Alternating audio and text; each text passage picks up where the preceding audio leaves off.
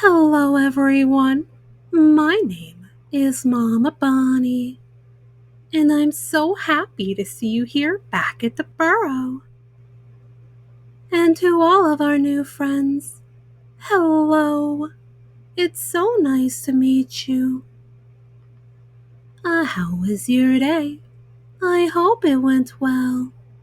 And now that you're here, my day's gotten even better.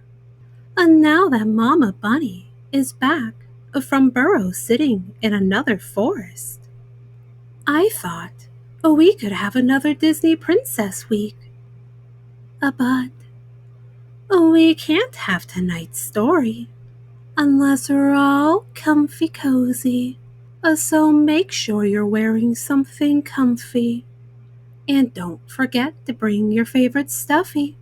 I think they're gonna want to hear the story too. Don't you? Well then, are we all comfy? Let's get started. Shall we? Tonight's story is Snow White and the Seven Dwarfs, the Little Brown Bear.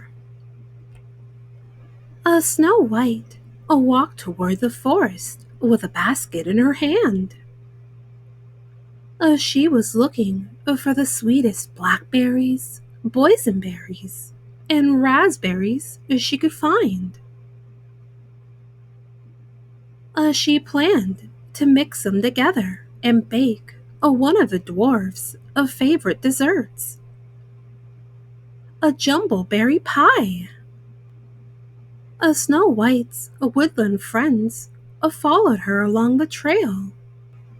She crossed a winding stream and climbed up a small cliff. Why, look at all the berries! Snow White exclaimed. The bunnies hopped to a nearby bush and happily nibbled on the juicy fruit. Snow White began to fill her basket. These are the biggest blackberries I've ever seen, she said. The pie will be delicious. When Snow White's basket was almost full, she heard a strange noise. I think someone is in trouble, she said. She and her rabbit friends followed the sound to a hollow log in the middle of a small clearing. Snow White peeked inside the fallen tree. A brown bear cub was trapped inside. Oh, you poor little fellow, cried Snow White. The cub whimpered. Don't worry, said the princess. We'll find a way to get you out. Snow White and the bunnies looked for a way to free the bear cub. The little rabbits began pushing him out of the log, but they weren't strong enough. Snow White reached into the log and tried to pull the bear cub out, but she couldn't get to him. I think we need some help, don't you? She asked the three rabbits. They looked at each other, then twitched their noses at her. Run to the meadow as quickly as you can, and bring the other animals back here, Snow White said. Please, hurry. The rabbits nodded their heads and scurried away. When the bunnies reached the meadow, they told a bird about the little bear cub. A tweet, tweet. The bird cried. It flew as quickly as it could to tell the other birds, who flew through the forest and told the deer. And next, the message went to the squirrels. The squirrels ran to share the news with the raccoons, Who let the beavers and the moles know? Soon, a whole group of animals were making their way towards the bear. Meanwhile, back in the clearing, Snow White tried to comfort the little cub. Once, when I was a little girl, I got stuck in a tree. She told him. I climbed all the way to the top, but I couldn't figure out how to get down. The little bear stopped crying and listened to Snow White's soothing voice. But then a kindly farmer came along and helped me get down. So I know just how you feel, she finished. The cub peered up at Snow White, and she gently patted his head. Suddenly, the leaves rustled, birds twittered, and hooves sounded on the ground. Snow White's woodland friends had just arrived.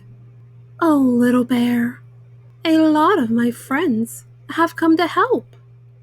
Snow White cried. Oh, we'll have you out of there soon. Snow White and her animal friends gathered around the log. Can anyone think of a way to set him free? Asked the princess. Raccoons and squirrels scurried inside the fallen tree to measure its width.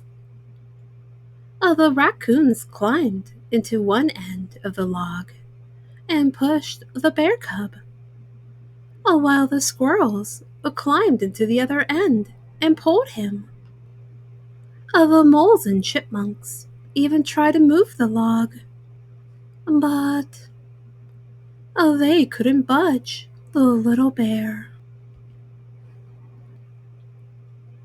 Then the deer stepped forward. They used their large antlers to tip one end of the log up so the bear could slide out, but he was still stuck. The animals began to get discouraged. Oh, we can't give up yet, Snow White cried. The bird flew to the log and pointed to a small hole at the top. Then he began to peck at it. After a while, the beavers caught on and began to chew on the log. The hole grew bigger and bigger as the animals worked together. There, making the hole large enough for the little cub to climb out of. Snow White said excitedly. Soon, the hole was large enough for a bear cub to fit through. Finally, they were done. A little bear, Snow White called. It's all right. You can come out now. The animals in the clearing watched silently. Snow White nervously clasped her hands.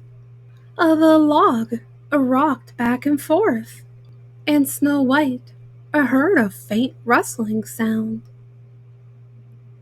The bear cub's head popped out of the hole, and he looked around at all the animals who had helped him. Snow White and her friends cheered. The bear cub wriggled out of the log. He was free. Snow White gave him a warm hug. Are you hungry? She asked. The bear cub looked at her with interest. She picked up the basket of ripe berries from the edge of the clearing and set it down near the little bear. He sniffed hungrily. Oh, would you like some? Snow White began. The bear cub ran to the basket and began eating. Berries, Snow White finished. She began to laugh. The bear just kept eating and eating. He seemed to be just fine after his adventure inside the log. My, you are hungry, said Snow White. The bear cub looked up from the basket. His face and paws were covered in berry juice. I think I'll need to pick some more berries for the dwarf's pies. Snow White exclaimed. Her animal friends laughed. The little cub giggled. He was happy to be free.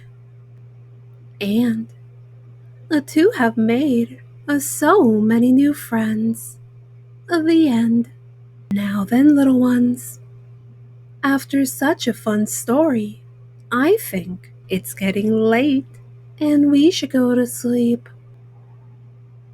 So, and get all snuggled up underneath your blanket. Hold your favorite stuffy tight, tight, tight, so they know they are loved. Oh, and dream some wonderful dreams. And while you're having those wonderful dreams, I'll get our story ready for next time. How does that sound? And always remember, Mama Bonnie loves you very, very much. A good night.